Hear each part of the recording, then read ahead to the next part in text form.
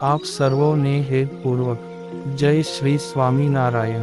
આજની સત્સંગ કથા વાર્તા નિજ મંદિર સાવરકુંડલા।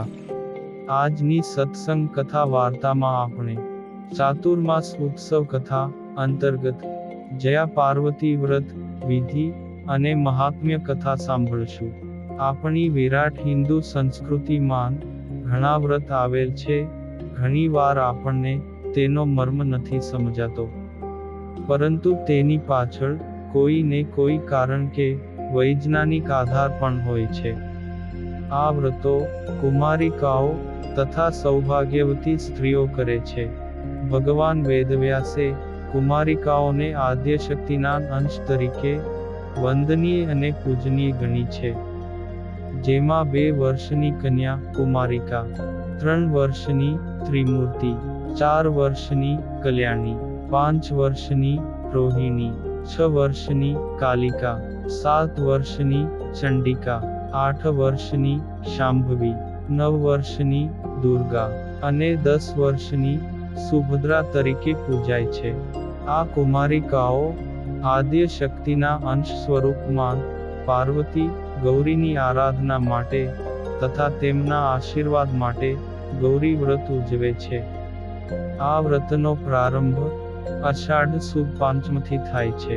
પરિવારમાં માતા પોતાની કુમારિકા દીકરીને આ વ્રતનો પ્રારંભ કરાવે છે, જેમાં વાંસની છાબડી કે મોટા કોડિયામાં 5 ધાન્યની વાવણી કરવામાં આવે છે ને 5 દિવસ સુધી તેમાં નિયમિત પાણીનું સિંચન થાય છે। 5મા દિવસે આ બીજમાંથી જવારાઓ ઉગે છે।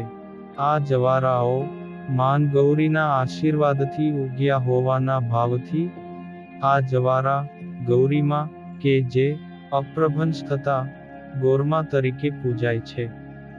નિત્ય તેમના ઉગવાની શરૂઆતથી 5 દિવસ સુધી અક્ષત, અબીલ, ગુલાલ, કંકુથી પૂજા થાય છે ને નાગલા એટલે કે રૂની માળા પહેરાવવામાં આવે છે। આ દિવસો દરમિયાન વ્રત રાખનારી કુમારિકાઓ ફળ ફળાદિક તથા ડ્રાયફ્રૂટ સૂકો મેવો ખાઈને ઉપવાસ કરે છે, ગોરમાના ગીતો ગાય છે, બગીચાઓમાં તથા મંદિરોમાં એકઠા થઈ વિવિધ રમતો સાથે સંગીતના તાલે આનંદ માણે છે। બાલિકાઓ માટે આ ગૌરી વ્રત નાની ગૌરીઓ તરીકે ઉજવાય છે। આમ નાની બાલિકાઓને જમીનમાંથી ધન ધાન્ય કેવી રીતે પ્રગટે છે તેનું ખેતી વિષયક જ્ઞાન પણ પ્રાપ્ત થાય છે અને કુમારિકાઓ મોટી થતાં જયા પાર્વતીનું વ્રત કરે છે।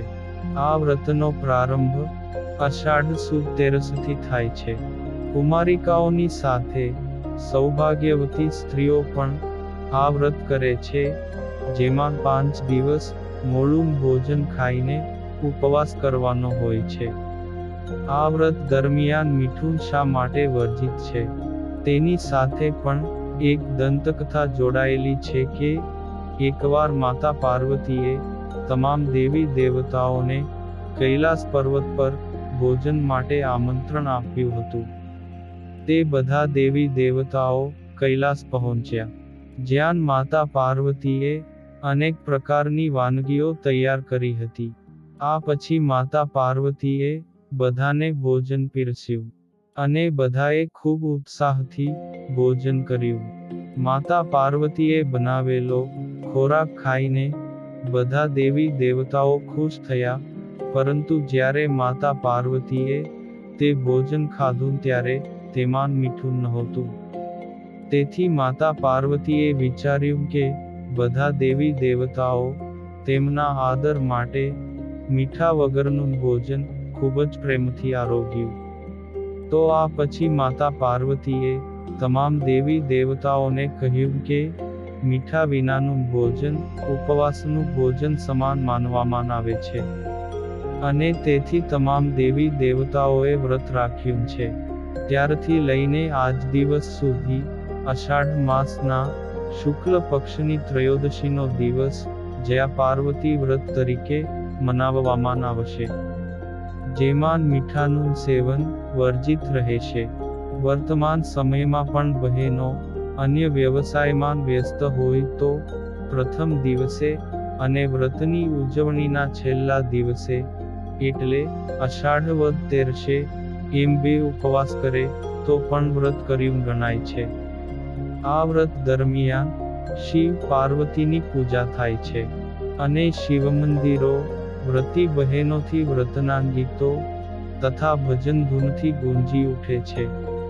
કુમારિકાઓ માતા પાર્વતીને વ્રત તપથી જેમ શિવજી મળ્યા હતા તેમ મનપસંદ વર મેળવવા માટે આ વ્રત કરે છે. સૌભાગ્યવતી બહેનો પતિના સુખ માટે તથા પરિવારમાં સૌની સુખ શાંતિ માટે આ વ્રત કરે છે.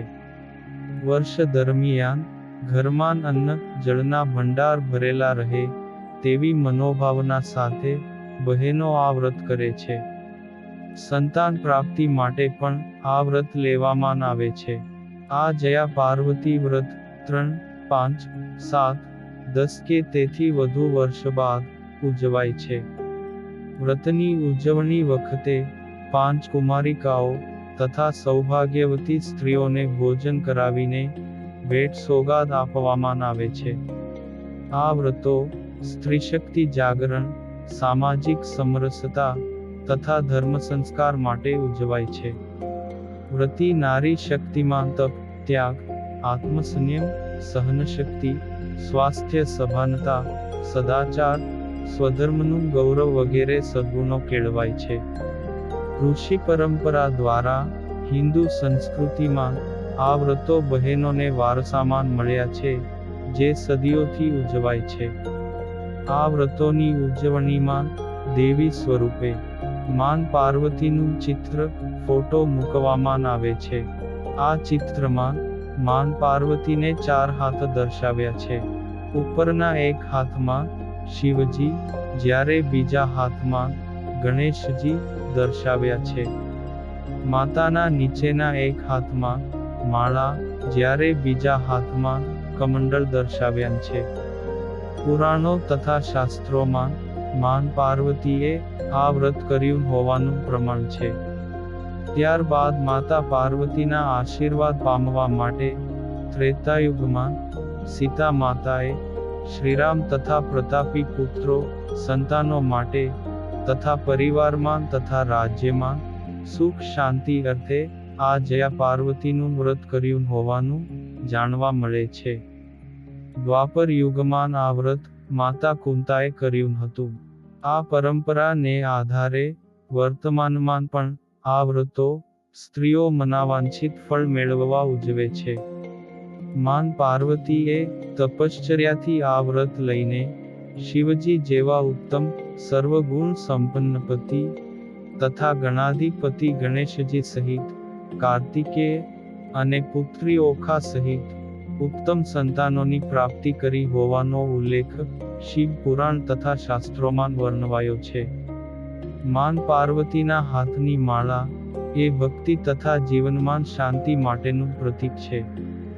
માળાથી ઉપાસના, ઉપવાસ થકી આદ્યશક્તિ તથા શિવ તત્વ પરમાત્માની આરાધના સૂચવ્યા છે.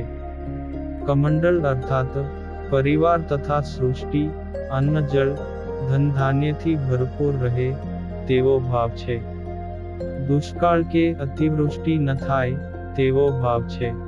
2 હાથ જોડીને કરમંડળમાં દેવી દેવતાઓના આશીર્વાદ મળે તેવી ભાવના હોય છે. માન પાર્વતી ગૌરી માતાએ પણ આ ધરતી માતાના તથા પ્રકૃતિ હંમેશા ધનધાન્ય જળ તથા ઔષધિઓથી હંમેશા ખીલી ઉઠે તેવી પ્રાર્થના કરી છે. તો આ કારણે માતા પાર્વતીનો બીજો જન્મ હિમાલયમાં થયો. અને આ જયા પાર્વતી વ્રતમાં માતા પાર્વતીના બીજા જન્મનો મહિમા છે. માતા પાર્વતી પ્રથમ જન્મમાં દક્ષ પ્રજાપતિને ત્યાં જન્મ્યા હતા. દક્ષ પ્રજાપતિ યજ્ઞ કરાવવાના હતા. તે દરમિયાન માતા પાર્વતીને શિવજીના દર્શન થયા. શિવજીનો દક્ષના યજ્ઞ મંડળમાં પ્રભાવ રૂઆબ જોતા જ પાર્વતી તેમના પર મોહિત થયા ને મનોમન તેમણે શિવજી સાથે લગ્ન કરવાનું નક્કી કર્યું. પણ દક્ષ પ્રજાપતિને શિવજી પ્રત્યે અણગમો હતો. તેના 2 કારણો હતા. પ્રયાગ ક્ષેત્રમાં મુનિવર્યોએ યજ્ઞનું આયોજન કર્યું હતું ત્યારે આ યજ્ઞમાં સર્વે સભાસદોએ દક્ષ પ્રજાપતિ પધાર્યા ત્યારે ઊભા થઈને દક્ષનું અભિવાદન કર્યું હતું. પણ શિવજી પ્રભુ સ્મરણ માન લીન હોવાથી ઊભા થયા નહોતા ને માન ન આપ્યું અને દક્ષનું અભિવાદન પણ કર્યું નહીં. બીજું એક કારણ એ પણ ઉલ્લેખનીય છે કે દક્ષ પ્રજાપતિએ પુત્રીની હઠથી અને પત્નીના આગ્રહથી ન છૂટકે પુત્રી પાર્વતીના લગ્ન શિવજી સાથે કર્યા. શિવ પાર્વતીના વિવાહ પ્રસંગે દુર્વાસા મુનિ પધાર્યા હતા. તે દુર્વાસા મુનિએ દક્ષને એક માળા આપી હતી. પણ દક્ષે આ માળાનું મહત્વ સમજ્યું નહીં ને તે માળાને આમથી તેમ રાખ્યા કરતા. તેથી શિવજીએ સહજ ભાવથી સસરા દક્ષને કહ્યું કે આ બાબત યોગ્ય નથી. માળા તો પૂજામાં રખાય છે. આ વગર માગી સલાહથી દક્ષ પ્રજાપતિને જમાઈ શિવજી માટે અણગમો થયો હતો. પછી એક વેળાએ દક્ષ પ્રજાપતિએ યજ્ઞ કર્યો. તેમાં શિવજીને આમંત્રણ આપ્યું નહીં ને પતિની આજ્ઞા ન હોવા છતાં પાર્વતી પિતા દક્ષના યજ્ઞમાં ગયા ને કનખલ ઋષિકેશ માન યોજાયેલા યજ્ઞમાં પતિ શિવજીનું આસન ન હતું ને તેમનો તિરસ્કાર થયો હતો. તેથી પુત્રી પાર્વતીને ખોટું લાગ્યું. પછી તેમણે યજ્ઞકુંડમાં ઝંપલાવ્યું અને પ્રાણત્યાગ કર્યો. પુત્રી પાર્વતીના મનોરથો અધૂરા રહ્યા. દક્ષને ત્યાં જન્મીને પાર્વતીજીને પતિ સુખ તથા સંતાન પ્રાપ્તિનું સુખ મળ્યું નહીં ને તેઓ સાંસારિક જીવનના સુખથી વંચિત રહ્યા. વળી આપણા શાસ્ત્રોમાં પુનર્જન્મનો ઉલ્લેખ છે. એક જન્મમાં જીવાત્મા અધૂરા મનોરથો પૂર્ણ કરવા માટે બીજો જન્મ લે છે. તેથી આદ્ય શક્તિ માતા જગદંબા ભુવનેશ્વરીની પ્રેરણાથી બીજા જન્મમાં પાર્વતીજીએ પિતા હિમાલય તથા માતા મેનાને ત્યાં જન્મ્યા. તેમણે તપ તથા વ્રત કરીને પુનઃ શિવજીને મેળવ્યા તથા શિવ પાર્વતીને ગણેશજી કાર્તિકેય તથા ઓખાનું સંતાન સુખ મળ્યું.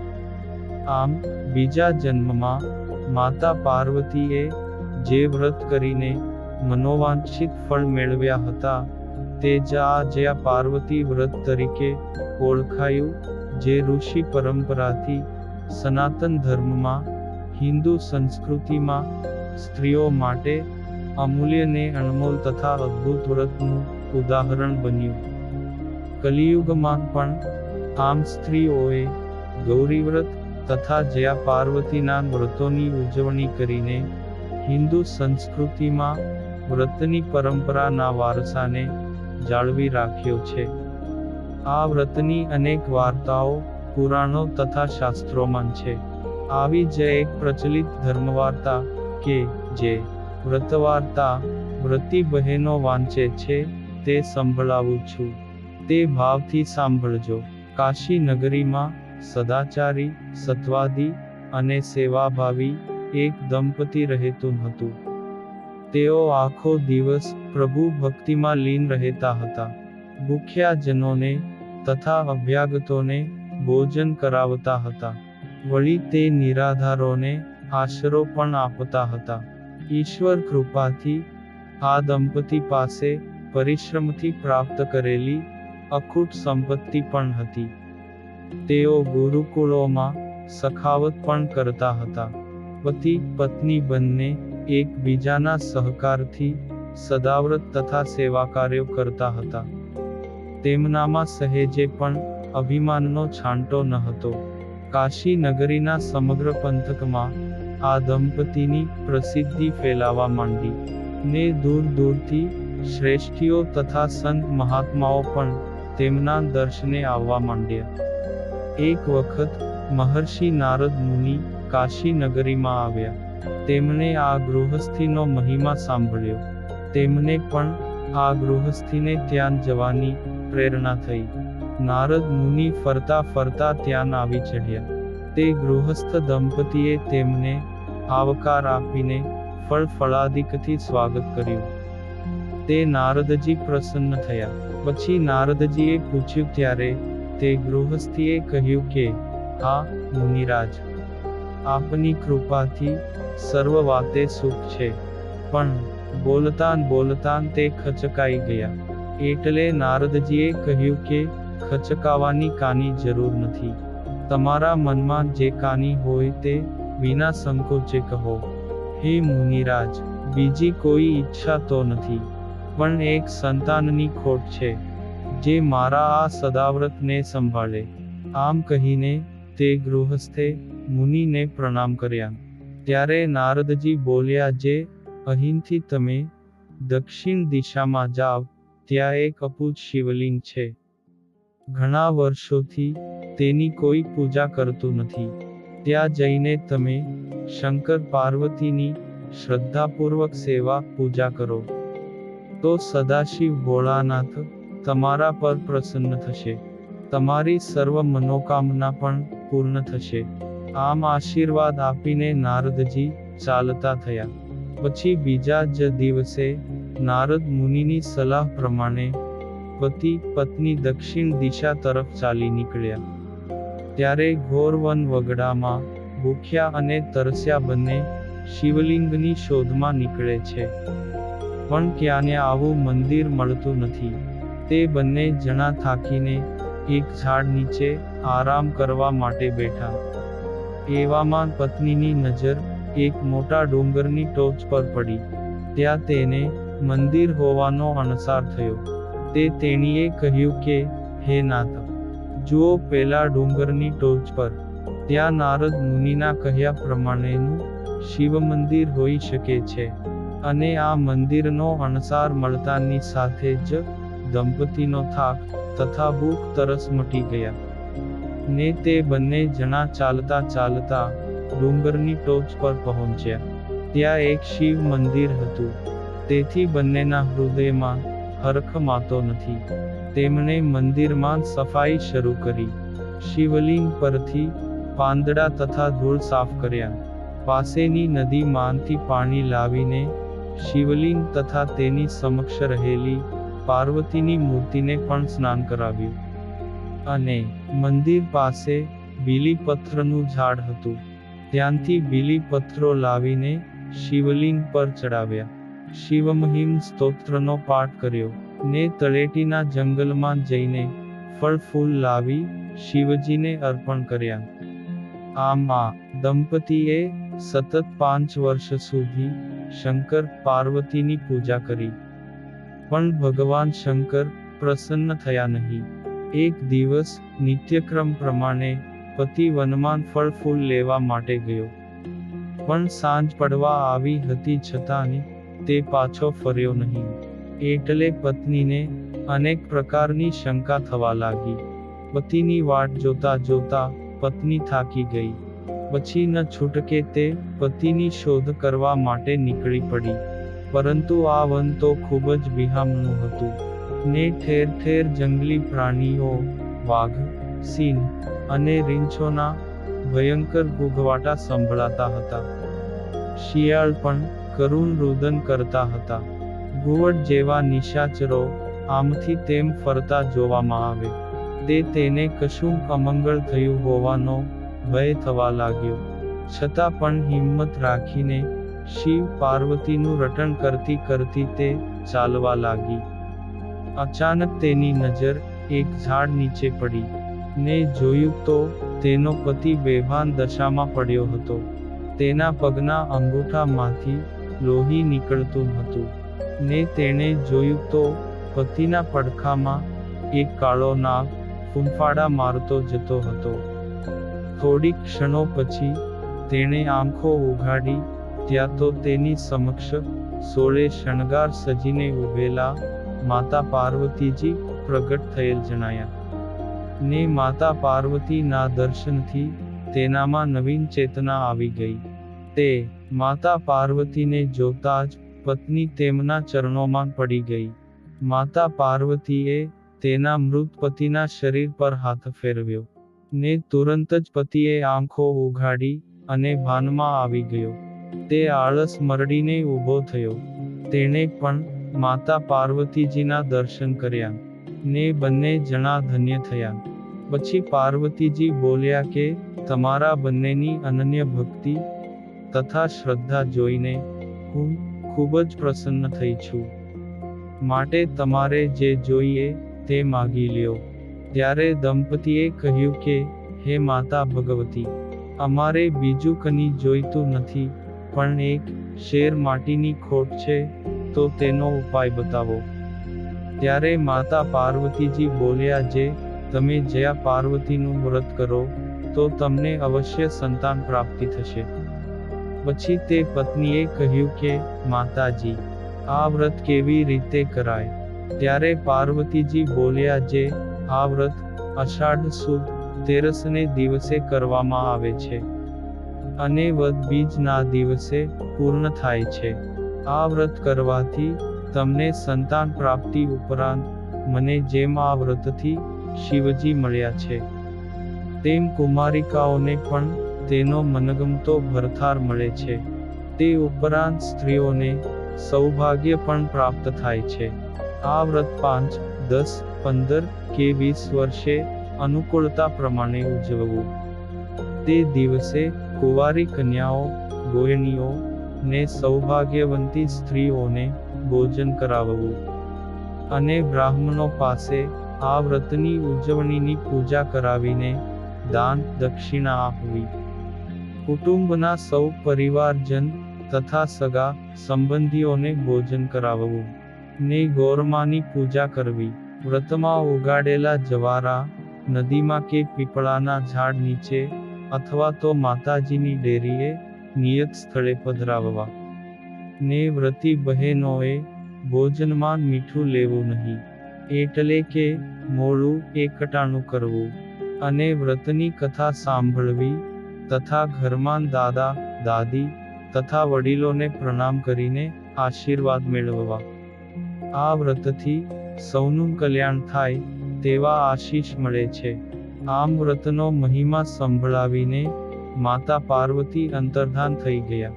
આવા માતા પાર્વતીના આશીર્વાદ મેળવીને તે દંપતી આ જયા પાર્વતીનું વ્રત કરે છે. ને તેમને ત્યાં પારણું બંધાયું. ને પુનઃ કાશીનગરીમાં સૌ કોઈ આ દંપતીના દર્શને આવે છે અને જયા પાર્વતી વ્રતનો મહિમા જાણે છે. ને કાશીનગરીમાં પણ કુમારિકાઓ આ વ્રત લે છે. જયા પાર્વતીનું વ્રત જેવી રીતે આ દંપતીને ફળ્યું તેવી જ રીતે સૌને પણ ફળે છે. આ વ્રતની કથા સંભળાવનાર તથા સાંભળનારને પણ આ વ્રત કર્યાનું ફળ મળે છે. વળી શ્રદ્ધાથી કરેલું વ્રત કે કોઈ પણ સેવા કાર્ય વ્યર્થ નથી જતું. તેનું ફળ તો અવશ્ય મળે જ છે. આમ જયા પાર્વતી વ્રત વિધિ અને મહાત્મ્ય કથા વાર્તા સંપૂર્ણ. અને હવે પછીની કથા વાર્તા આપણે આગળના ભાગમાં સાંભળશું. અત્યારે આપ સર્વોને ભાવથી જય શ્રી સ્વામિનારાયણ.